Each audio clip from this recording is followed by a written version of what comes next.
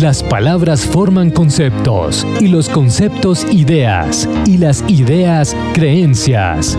Usando la Biblia como fuente principal, te invitamos a esta serie de estudios que traerá a tu vida fe y esperanza, y juntos podamos decir: en esto creemos.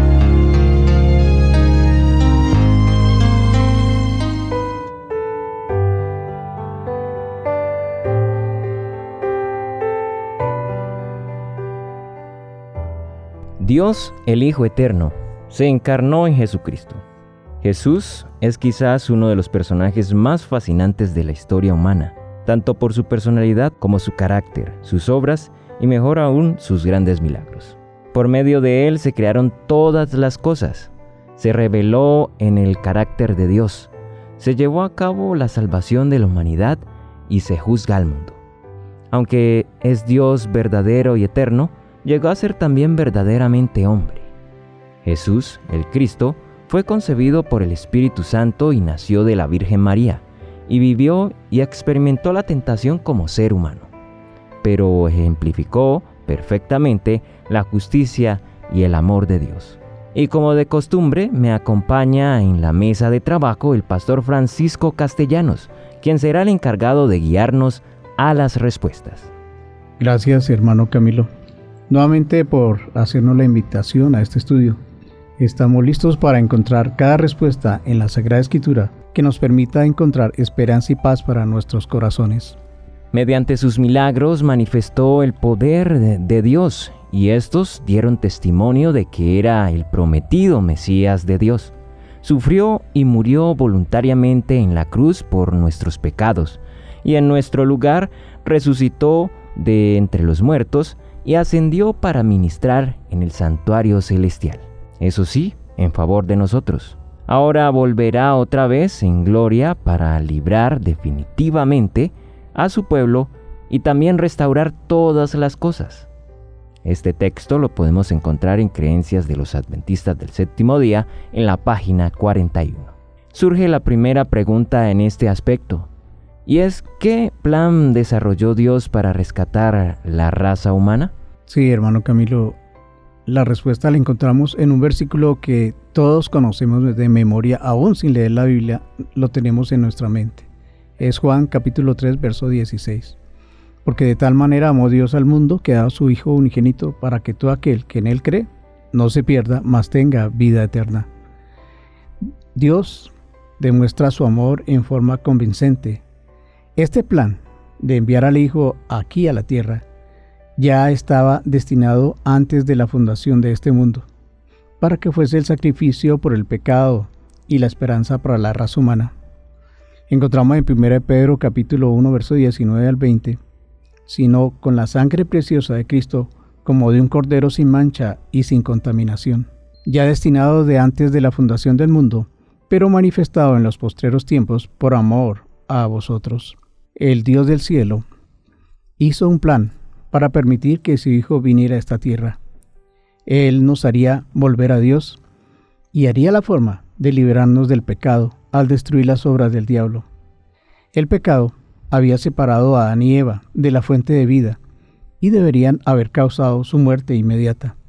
Pero, en armonía con el plan ya establecido antes de la fundación del mundo, como leíamos en Pedro capítulo 1, verso 20, el consejo de paz que nos dice Zacarías 6:13, Dios, el Hijo, se interpuso entre la justicia divina, salvando del abismo, impidiendo así que la muerte actuara sobre ellos. Aún antes de la cruz, entonces su gracia mantuvo vivos a los pecadores y les aseguró la salvación. Pero con el fin de restaurarnos completamente como hijos e hijas de Dios, tendría que convertirse en un hombre. Tan pronto como Adán y Eva pecaron, Dios les dio esperanza prometiendo introducir una enemistad sobrenatural entre la serpiente y la mujer, entre su simiente y la de ella. Esta es una misteriosa declaración que se encuentra en Génesis capítulo 3, verso 15. Y pondré enemistad entre ti y la mujer, y entre tu simiente y la simiente suya. Esta te herirá en la cabeza, y tú la herirás en el carcañal. Esta es una predicción donde la serpiente y su descendencia representan a Satanás y sus seguidores. La mujer y su simiente simbolizan al pueblo de Dios y al Salvador del mundo. Esta declaración fue la primera afirmación de que la controversia entre el bien y el mal terminaría en victoria para el Hijo de Dios. Sin embargo, la victoria sería dolorosa. El Salvador, te herirá en la cabeza. Nadie saldría libre del conflicto. Desde ese momento, la humanidad comenzó a esperar la venida del prometido. En el Antiguo Testamento se desarrolla la búsqueda y encontramos las profecías que aseguraban que cuando llegara el Salvador prometido, el mundo tendría evidencias que confirmarían su identidad. Es por eso que encontramos en la pregunta que ya el cielo había hecho un plan para nosotros en la salvación. Y tenemos al Hijo de Dios que vino a restaurarnos para poder tener vida eterna allí en el reino de los cielos. Muy bien, pastor, muchas gracias por esa explicación. Y ahora la segunda incógnita que podemos decir es: ¿cómo podemos explicar el proceso del sacrificio de animales por el pecado? Sí, ya en Génesis, en el capítulo 4, verso 4, encontramos que después de la entrada del pecado, Dios instituyó sacrificios de animales para ilustrar la misión de la salvación, de ese Salvador venidero. Leemos en Génesis capítulo 4, verso 4. Y Abel trajo también de los primogénitos de sus ovejas, de lo más gordo de ellas, y miró Jehová con agrado a Abel y a su ofrenda. Este sistema simbólico dramatiza la manera en que Dios, el Hijo, habría de eliminar el pecado. Por causa del pecado, la transgresión de la ley de Dios, la raza humana se vio en peligro de muerte. En Génesis capítulo 2, verso 17, se nos menciona: mas del árbol de la ciencia del bien y del mal no comerás, porque diría que de él comieres, ciertamente morirás. Y en el Nuevo Testamento, en Romanos capítulo 6, verso 23, dice: porque la paga del pecado es muerte, mas la dádiva de Dios es vida eterna en Cristo Jesús, Señor nuestro. La ley de Dios demanda la vida del pecador, pero en su amor infinito Dios entregó a su Hijo para que todo aquel que en él cree no se pierda, mas tenga vida eterna. Cuán incomprensible es este acto de condescendencia. Dios, el Hijo eterno, pagó por sí mismo en forma vicaria la pena del pecado, con el fin de proveernos perdón y reconciliación con la deidad. Posteriormente al éxodo de Israel desde Egipto, los sacrificios empezaron a realizarse en un tabernáculo, como parte de una relación contractual entre Dios y su pueblo. Construido por Moisés, según un modelo celestial, el santuario y sus servicios fueron instituidos para ilustrar el plan de salvación. Esto lo encontramos en el capítulo 25 del libro de Éxodo. Para obtener el perdón, el pecador arrepentido debía llevar un animal para el sacrificio, el cual no tuviera ninguna imperfección, puesto que representaba el Salvador exento del pecado. El pecador colocaba entonces su mano sobre el animal inocente y confesaba sus pecados. Levíticos en el capítulo 1, el verso 3 y 4. Este acto simboliza la transferencia del pecado desde el pecador culpable a la víctima inocente, revelando así la naturaleza sustitutiva del sacrificio. Por cuanto sin derramamiento de sangre no se hace remisión de pecados, nos dice Hebreos capítulo 9, verso 22. El pecador mataba a continuación el animal, poniendo en evidencia la naturaleza mortífera del pecado. Sin duda, de que esta era una forma triste de expresar esperanza, pero por otra parte era la única manera en que el pecador podría expresar su fe. Una vez que se realizaba el ministerio sacerdotal de Levíticos capítulo 4, verso 7, el pecador recibía el perdón de los pecados por su fe en la muerte sustitutiva del Redentor venidero, la cual los sacrificios de animales simbolizaban. Cuando leemos Levíticos 4:26 nos dice: y quemará toda su grosura sobre el altar, como la grosura del sacrificio de paz. Así, el sacerdote hará por él expiación de su pecado y tendrá perdón. El Nuevo Testamento reconoce que el Señor Jesucristo es el Hijo de Dios, es el Cordero de Dios que quita el pecado del mundo. Juan capítulo 1, verso 29. A través de la sangre preciosa de Cristo, como de un cordero sin mancha y sin contaminación. 1 Pedro 1:29. El Señor Jesucristo obtuvo para la raza humana la redención del castigo eterno del pecado. Ahora, pastor, surge otra pregunta también interesante y es que nos la hemos preguntado en ocasiones, que dicen las Sagradas Escrituras, ¿qué significa Emmanuel? Sí, la Biblia lo dice, ¿no? Pero antes de llegar allí, debemos entender que Dios prometió que el Salvador, el Mesías, el ungido, surgiría del linaje de Abraham. En tu simiente serán benditas todas las naciones y toda la tierra. En Génesis capítulo 22, verso 18 se nos dice. Y en Génesis capítulo 12, verso 3 menciona que bendeciría a los que te bendijeren y a los que te maldijeren maldiciré. Y serán benditas en ti todas las familias de la tierra. Isaías predijo que el Salvador vendría como un hijo varón y que sería tanto humano como divino. Porque un niño es nacido, hijo nos es dado, y el principado sobre su hombro, y se llamará su nombre admirable, consejero, Dios fuerte, Padre eterno, príncipe de paz. Isaías capítulo 9, verso 6. Este Redentor ascendería al trono de David y establecería un reino eterno de paz. El lugar de su nacimiento sería Belén, nos dice Miqueas capítulo 5, verso 2. El nacimiento de esta persona divino-humana sería sobrenatural. Haciendo referencia a Isaías capítulo 7, verso 14, el Nuevo Testamento declara: He aquí, una virgen concebirá y dará a luz un hijo, y llamará su nombre Emmanuel, que traducido es Dios, ¿con quién? Con nosotros. La misión del Salvador se expresa en las siguientes palabras: El Espíritu de Jehová, el Señor, está sobre mí, porque me ungió Jehová, me ha enviado a predicar buenas nuevas a los abatidos, a vendar a los quebrantados de corazón, a publicar libertad a los cautivos y a los presos apertura de la cárcel, a proclamar el año de la buena voluntad de Jehová. Isaías capítulo 61, verso 1. Únicamente el Señor Jesucristo ha cumplido estas profecías. Las Escrituras trazan una genealogía hasta Abraham, llamándolo el Hijo de Dios, el Hijo de Abraham. Y Pablo afirma que la promesa hecha al patriarca Abraham y a su simiente se cumplió en Cristo, Gálatas capítulo 3, verso 16. El título mesiánico, Hijo de David, le fue aplicado profusamente a Cristo, Mateo capítulo 21, verso 9, y fue identificado como el Mesías prometido que ocuparía el trono de David. El nacimiento de Jesús fue milagroso. La Virgen María se halló que había concebido del Espíritu Santo, Mateo capítulo 1, verso 18. Un decreto romano lo llevó a Belén, lugar predicho por el nacimiento del Mesías, Lucas capítulo 2, verso 4. Uno de los nombres del Señor Jesús, Emmanuel, o Dios con nosotros, es apelativo, que refleja su naturaleza divino-humana e ilustra la identificación de Dios con la humanidad. Mateo capítulo 1, verso 23.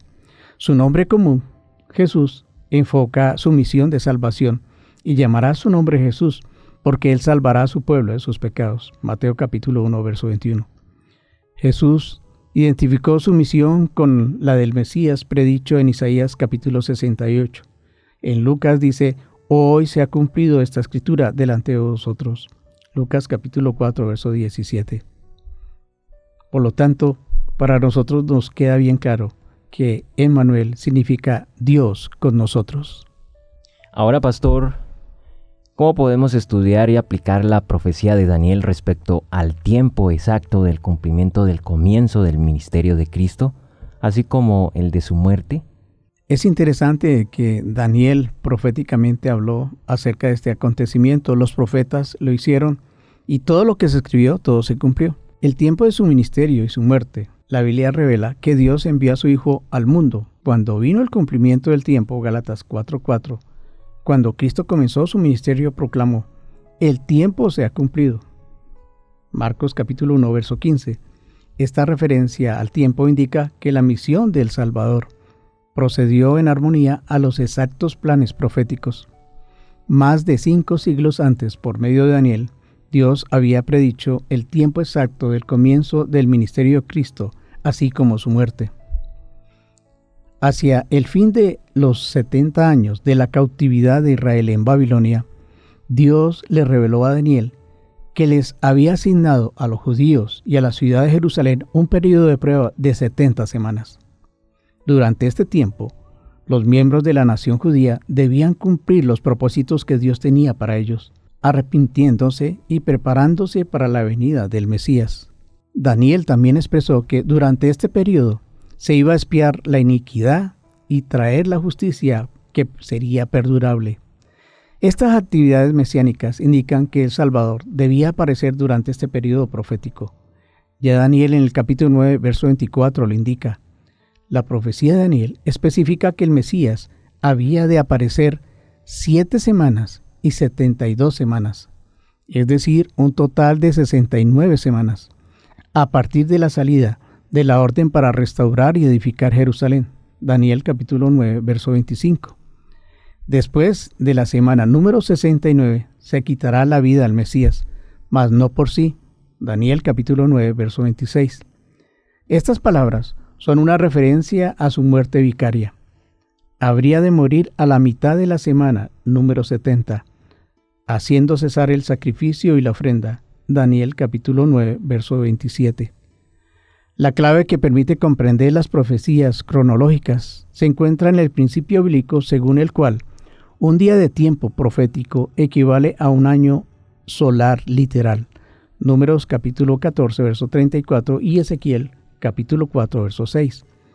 Según este principio de día por año, las 70 semanas o 400 días proféticos representan entonces 490 años literales. Daniel declara que este periodo había de comenzar desde la salida de la orden para restaurar y edificar a Jerusalén. Daniel capítulo 9, verso 25. Este decreto, que concedía plena autonomía a los judíos, fue proclamado en el año 7 del rey persa Artajerjes y se hizo efectivo en el otoño del año 457 a.C. Esto lo encontramos en Esdras capítulo 7, verso 8 y capítulo 12, verso 26. Según la profecía, el Mesías príncipe aparecería 483 años, es decir, 69 semanas proféticas, después de la promulgación del decreto. Si contamos 483 años después del 457 a.C., llegamos al otoño del año 27 de la era cristiana, cuando Jesús fue bautizado y comenzó su ministerio público. Al aceptar las fechas de los años 457 a.C. y 27 después de Cristo, entonces encontramos una exactitud asombrosa en el cumplimiento de una profecía tan antigua, que solo Dios puede haber predicho la venida de su Hijo con una precisión tan asombrosa que desafía toda explicación racionalista. En ocasión de su bautismo en el Jordán, Jesús fue ungido por el Espíritu Santo y recibió el reconocimiento de Dios como el Mesías, que significa en hebreo Mesías o el Cristo en griego. Ambos términos significan el ungido. Y esto lo encontramos en Lucas capítulo 3, verso 21, en Juan capítulo 1, verso 41. La proclamación de Jesús, el tiempo se ha cumplido, de Marcos 1:15, se refiere al cumplimiento de esta profecía cronológica. A la mitad de la 70ª semana, en la primavera del año 31 de nuestro Dios, el Hijo era exactamente 3 años y medio después del bautismo de Cristo. El Mesías causó el fin del sistema de sacrificios al entregar su propia vida. En el momento de su muerte, el velo del templo se rasgó en dos, de arriba a abajo. Mateo capítulo 27, verso 51. Indicando así la abolición de todos los servicios del templo por decisión divina. Todas las ofrendas y los sacrificios habían apuntado hacia el sacrificio permanente suficiente del Mesías. Cuando Jesucristo, el verdadero Cordero de Dios, fue sacrificado en el Calvario como rescate por nuestros pecados, el tipo se encontró con el antitipo y la sombra se fundió en la realidad. Los servicios del santuario terrenal no volverían a ser necesarios. En el tiempo exacto indicado por la profecía, durante la fiesta de la Pascua, Él murió. Pablo dijo en 1 Corintios capítulo 5, verso 7, porque nuestra Pascua, que es Cristo, ya fue sacrificada por nosotros. Esta profecía asombrosamente exacta presenta una de las evidencias más fuertes de la verdad histórica fundamental de que Jesucristo es el Salvador del mundo, predicho mucho tiempo antes que Él viniera a esta tierra. Ya desde el cielo se había hecho un plan para que Él viniera y nos restaurara con el Padre, con el Hijo y con el Espíritu Santo. Gracias, pastor, por esta respuesta y les invitamos en este momento a disfrutar de una pausa musical. Si usted desea recibir este estudio bíblico, comuníquese con nosotros. Estaremos atentos a proveer la ayuda necesaria y el material de estudio para que usted pueda encontrar cada respuesta. Ya regresamos. En esto creemos es una serie de estudios bíblicos. Si deseas recibir atención personalizada, comunícate con nosotros a nuestros medios de contacto. Solo por amor su vida ofreció para rescatar al hombre pecador. Siendo el mismo Dios, se hizo carne y en humanidad vino a reflejar al Padre Celestial. Es mi Jesús, el ungido de Dios, Cristo, el Mesías Redentor. Él es digno de recibir honor y gloria de toda la creación.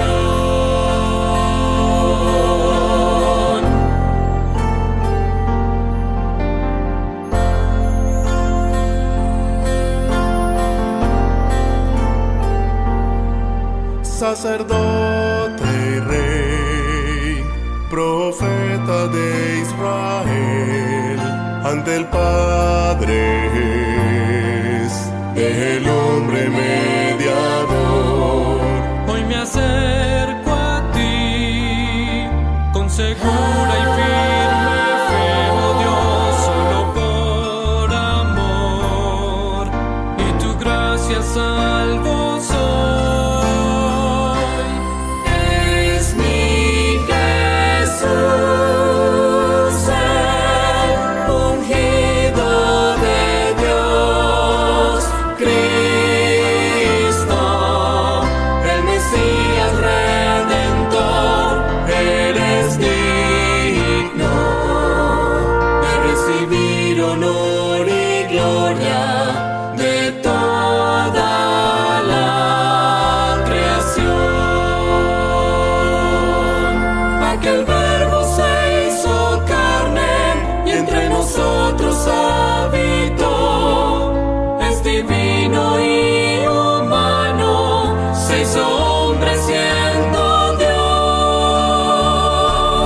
Es mi Jesús, el ungido de Dios, Cristo, el Mesías Redentor. Eres digno de recibir honor y gloria de toda la creación, de toda la creación.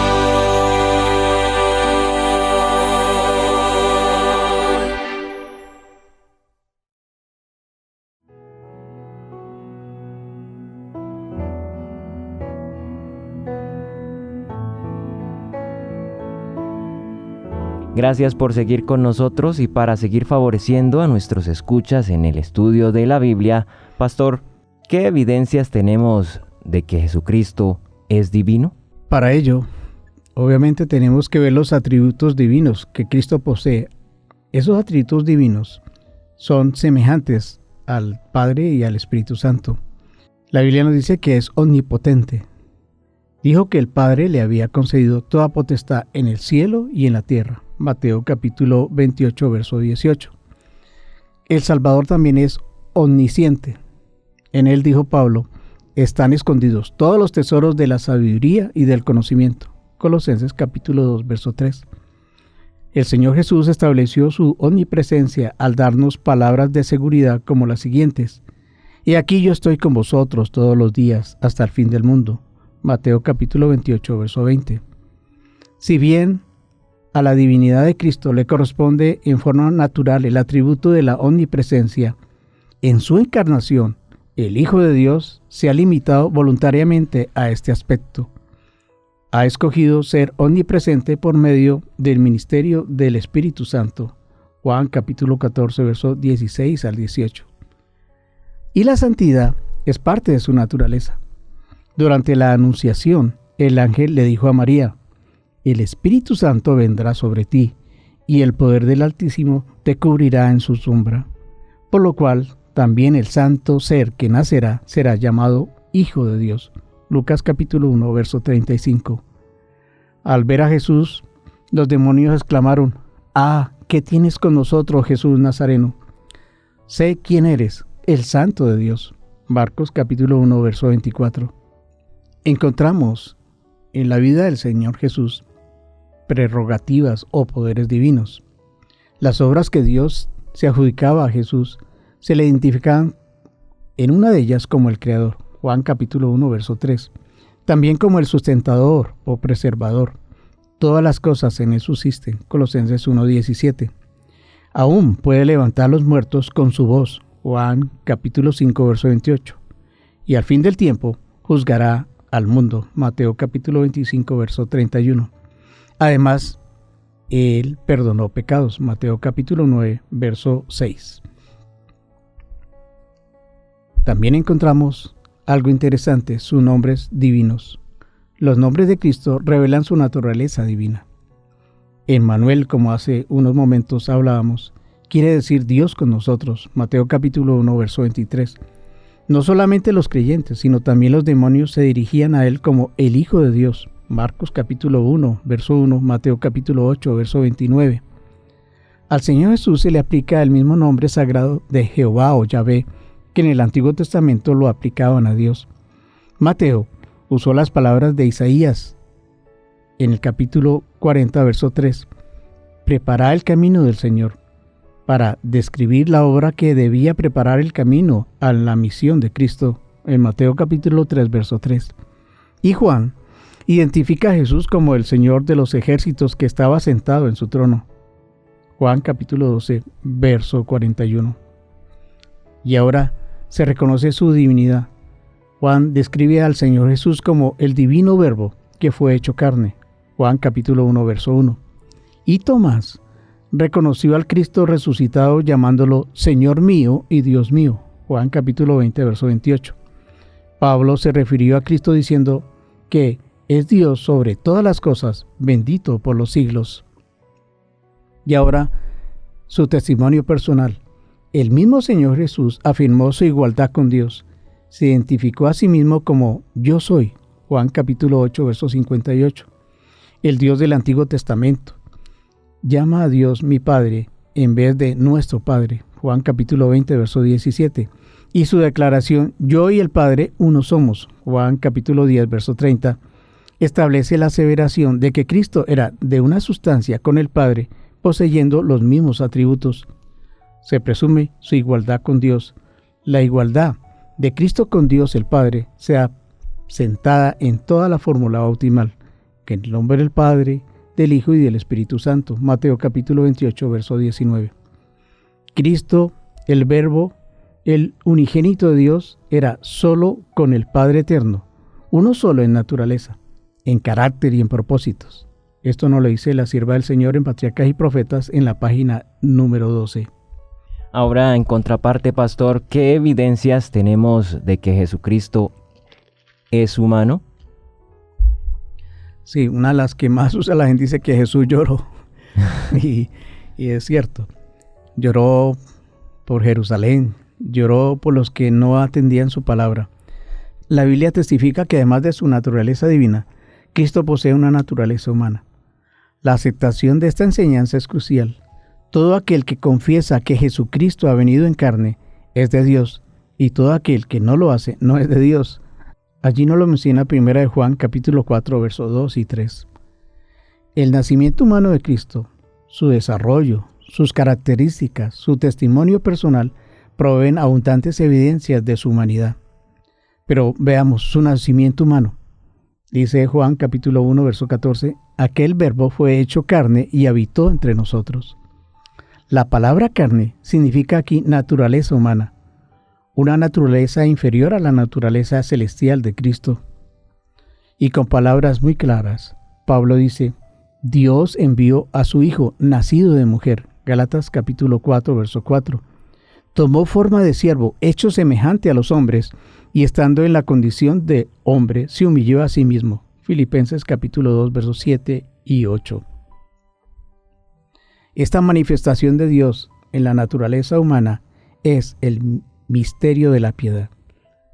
Y eso lo encontramos en 1 Timoteo capítulo 3, verso 16.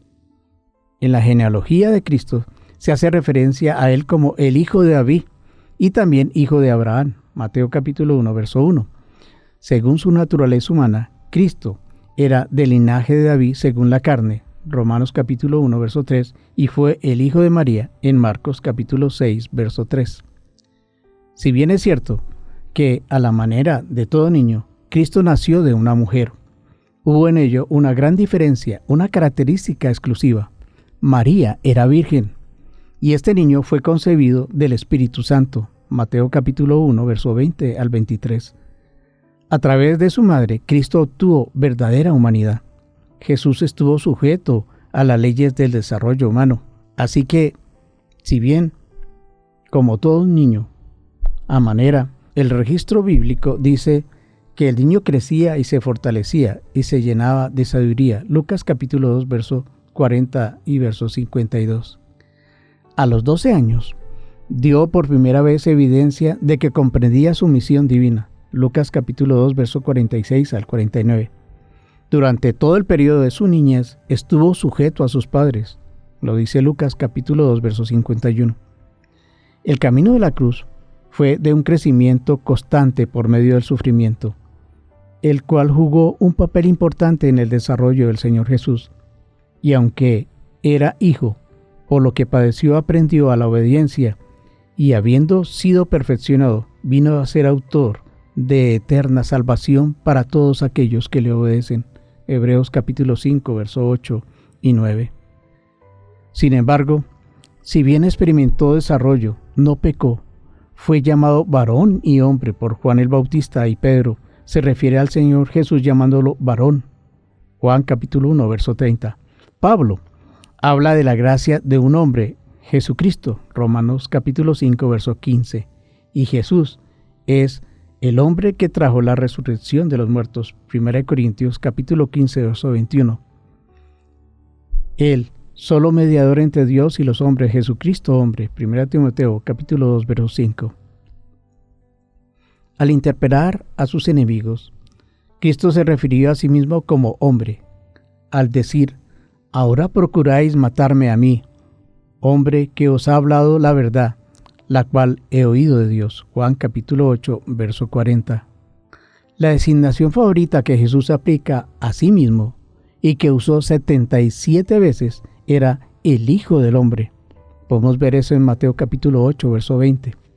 El título Hijo de Dios enfoca nuestra atención en su relación con los demás miembros de la deidad.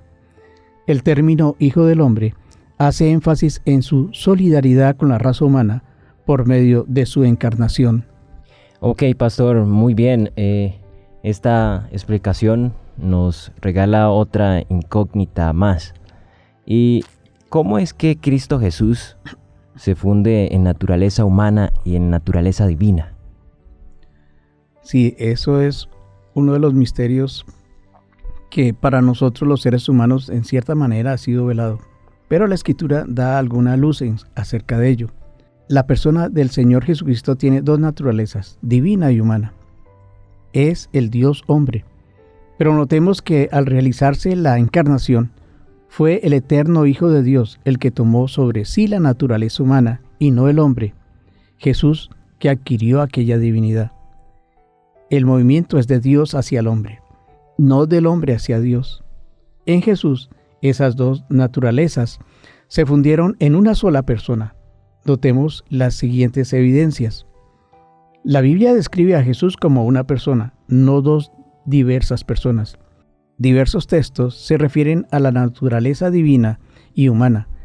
Sin embargo, se refieren solo a una persona. Pablo describió la persona del Señor Jesucristo como el Hijo de Dios, naturaleza divina, que nació de una mujer, naturaleza humana. Gálatas capítulo 4, verso 4. De este modo, el Señor Jesús, siendo en forma de Dios, no estimó el ser igual a Dios como cosa a que aferrarse, naturaleza divina, sino que se despojó a sí mismo, tomando forma de siervo, hecho semejante a los hombres, naturaleza humana. Filipenses capítulo 2, versos 6 y 7. Y Juan dijo, fue hecho carne y habitó entre nosotros. Vimos su gloria, gloria como del unigénito del Padre, lleno de gracia y de verdad. Juan capítulo 1, verso 14. Y ahora Pablo escribe que Dios envió a su Hijo en semejanza de carne de pecado. Romanos capítulo 8, verso 3. Dios fue manifestado en carne. 1 Timoteo capítulo 3, verso 16. La mezcla de las dos naturalezas. Cuando Cristo tomó sobre sí la humanidad, su divinidad fue revestida de humanidad. Esto no se logró cambiando su humanidad en divinidad o su divinidad en humanidad. Cristo no se despojó de su naturaleza inherente para tomar otra naturaleza, sino que tomó la humanidad sobre sí mismo. De este modo, la divinidad y la humanidad se combinaron. En su encarnación, Cristo no dejó de ser Dios, ni se vio reducida su divinidad al nivel de la humanidad. Cada naturaleza mantuvo su nivel. Pablo declara, en él habita corporalmente toda la plenitud de la deidad. Colosenses capítulo 2, verso 9. En la crucifixión fue su naturaleza humana la que murió, y no su divinidad, pues habría sido imposible que eso sucediera.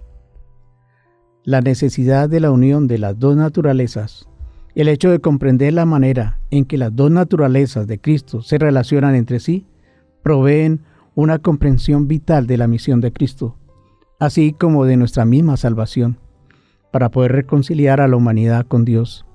Únicamente un Salvador divino, humano, podía traer salvación. En la encarnación, Cristo se revistió de humanidad con el fin de impartir su naturaleza divina a los creyentes. Gracias a los méritos de la sangre de Dios hombre, los creyentes pueden compartir la naturaleza divina. Segunda de Pedro capítulo 1, verso 4. La escalera que vio Jacob en su sueño, la cual simboliza a Cristo, nos alcanza donde quiera que estemos. El Salvador tomó la naturaleza humana y venció, para que nosotros pudiésemos vencer, al tomar sobre nosotros su naturaleza. La naturaleza divino-humana, combinada hace que el sacrificio expiatorio de Cristo sea efectivo. La vida de un ser humano sin pecado, o aún la de un ángel, no podía expiar los pecados de la raza humana. Únicamente el Creador divino humano podía rescatar a la humanidad. Por lo tanto, debemos recordar que gracias a que Cristo vino y volvió a ser como uno de nosotros, tenemos la oportunidad de que muy pronto podamos estar con Él por la misma eternidad en el reino de los cielos. Gracias, pastor, por haber propiciado un estudio ameno, y queremos dejar a cada uno de nuestros oyentes unas preguntas para meditar y aplicar. ¿Quién es Jesucristo para tu vida? ¿Es solo una teoría o lo manifiestas diariamente en tu vida? ¿Cómo respondes a quienes dicen que Jesús es un ser creado? ¿De qué maneras puedes prepararte diariamente para esperar su segunda venida? En tu vida práctica, ¿de qué maneras puedes compartir el amor de Dios con tus vecinos, familia, compañeros de estudio o de trabajo? Y por supuesto, una invitación final. Ora con otra persona y agradece a Dios por lo que Él ha hecho en tu vida. Nos escuchamos en una próxima entrega y recuerda que en esto creemos. Bendiciones.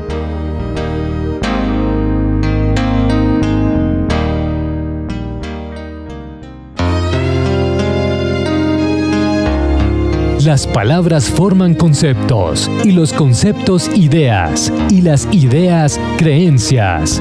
Usando la Biblia como fuente principal, te invitamos a esta serie de estudios que traerá a tu vida fe y esperanza, y juntos podamos decir: en esto creemos.